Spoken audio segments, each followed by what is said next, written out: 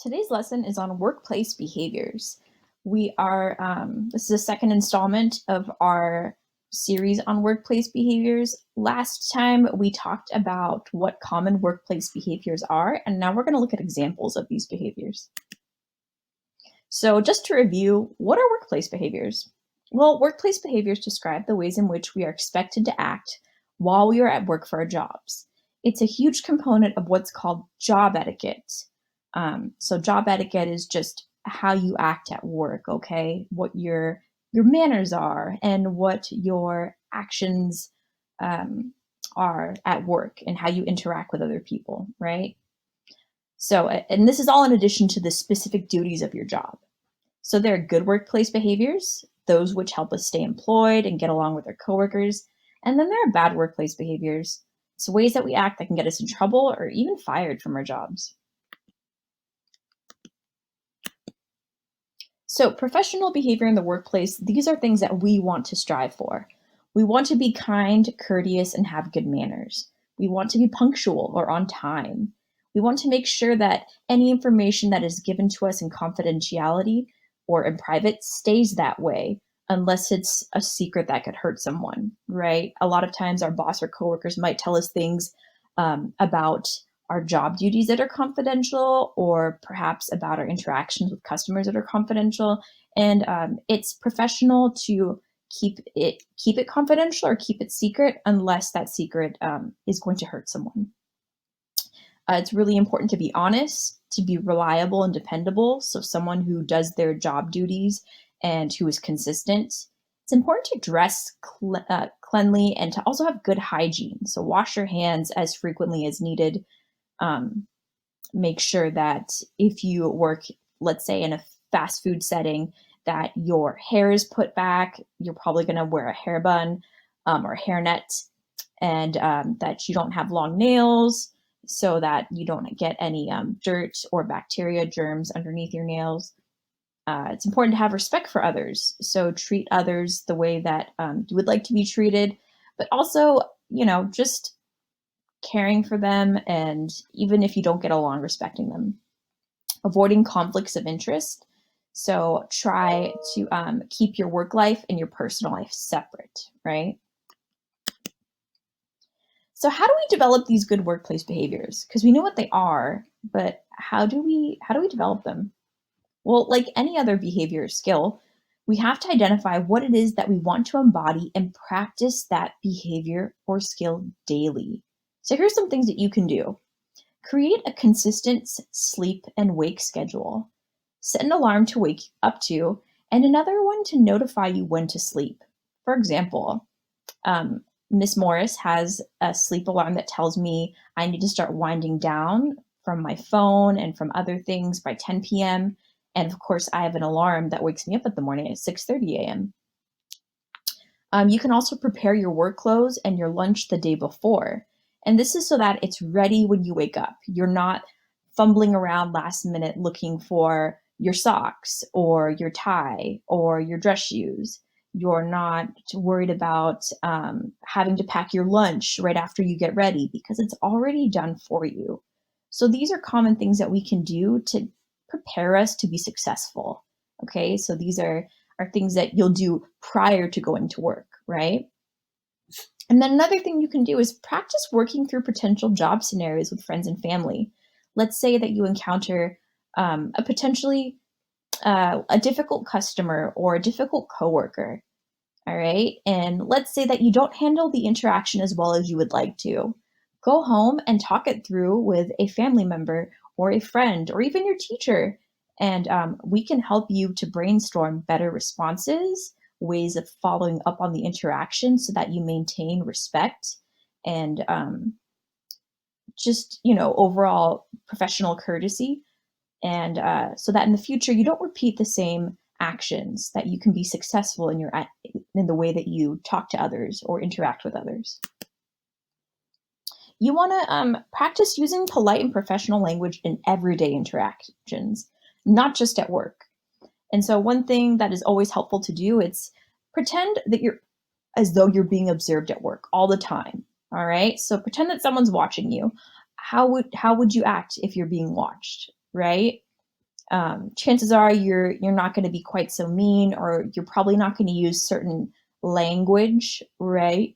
Because when we're being observed, we tend to act differently because we know that someone's watching us, and we want to be on our best behavior. So just make sure that if you do utilize more colloquial or slang terms, or maybe inappropriate language, that doesn't really have a place in the workplace. And so we just want to practice being polite and professional in our language. Also, make sure you have reliable transportation to and from work each day.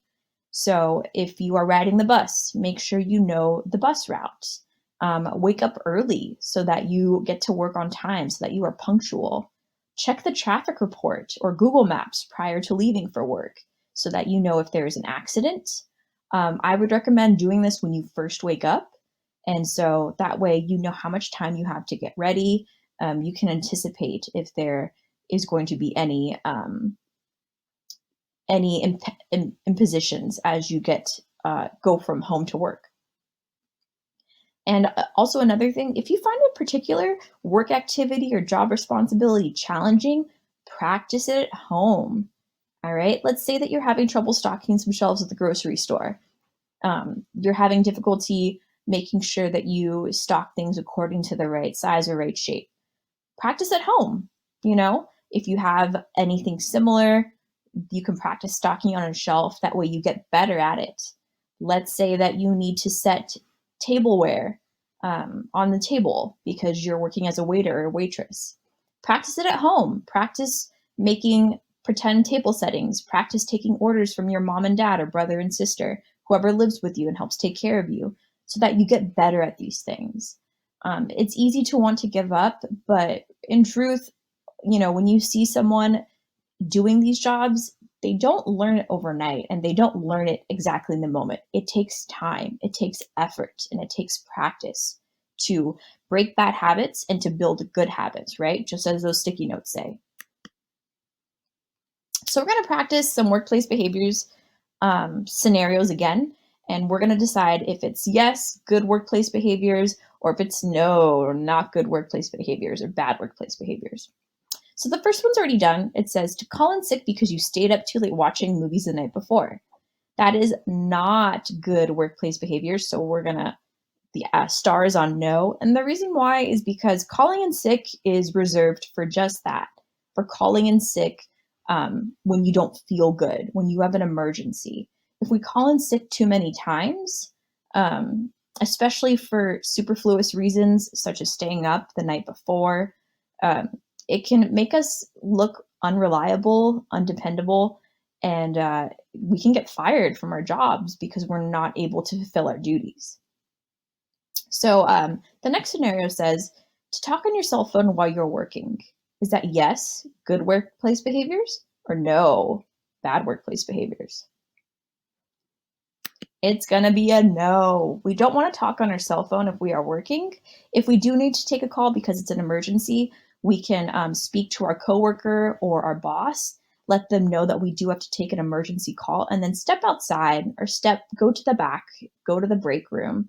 We don't want to take phone calls at work unless they're emergency calls, and we want to do so in a private setting so that we're not interrupting the work atmosphere.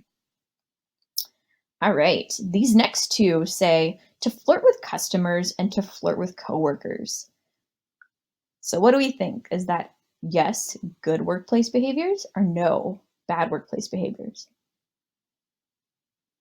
So these are actually both no. These are bad workplace behaviors. The reason why is because it's unprofessional. Also, it can make others feel uncomfortable, right? Just because we find someone attractive doesn't mean that we automatically act on those instincts. We want to make sure that we keep our private life and our work life separate. And so the general rule of thumb is that you don't get involved with customers or coworkers. All right. There's a big world out there with plenty of people in it. And we want to make sure that we are not flirting or doing anything inappropriate with customers and coworkers, because that can come off as harassment if it's not reciprocated. All right. This next one is definitely not good. It says to do drugs before you get to work. Now, I want to preface this by saying that this doesn't include medications that you take for your health. So, if you take medications for your health because you have high blood pressure or you have diabetes, this is different. When they say to do drugs before you get to work, they're saying things that will impair your cognition or your functioning. And this is a big no. It's not good workplace behaviors because it impairs your ability to fulfill your job requirements. And also, it's just illegal to take those substances unless they are prescribed to you for a medical reason. And so, obviously, we don't do drugs, we don't drink, we take ourselves seriously, we care about our jobs, and we are professional. All right. Is it okay to be friendly to an angry customer? Is that yes, good workplace behaviors, or no? So this one is yes. We want to be friendly, we want to be calm. And the reason why is that we can't control the situation at hand. I can't control whether someone is mad or not, but I can control how I react. And so we want to be professional and courteous and just maintain a calm demeanor. If the customer continues to get angry or starts to escalate, things get worse, then you can always call your manager or your boss and say, I'm going to go ahead and get management. I just want to make sure that your needs are being met appropriately. And so it's totally okay to defer to your boss or a higher ranking coworker if this situation happens. All right, to tell inappropriate jokes. That is a no. Again, we want to be professional. We keep our interactions short, um, polite, and inappropriate jokes can make people uncomfortable. And so it's better to keep those to ourselves um, instead of sharing them in the workplace because we're there to work. We're not there to tell jokes. And the very last one says to take a nap if there are no customers around or the workday is slow. This is a no. We don't take naps in our job because you never know when a customer will show up. And often it can be slow a minute and then all of a sudden it picks up, right? And so you want to make sure that you are aware of what's going on, that you are conscious, that you are able to react appropriately. And so if you're tired, maybe you can take a nap during your break, your lunch break, but we don't take a nap when we are actively on our shift because it's irresponsible and it's unprofessional.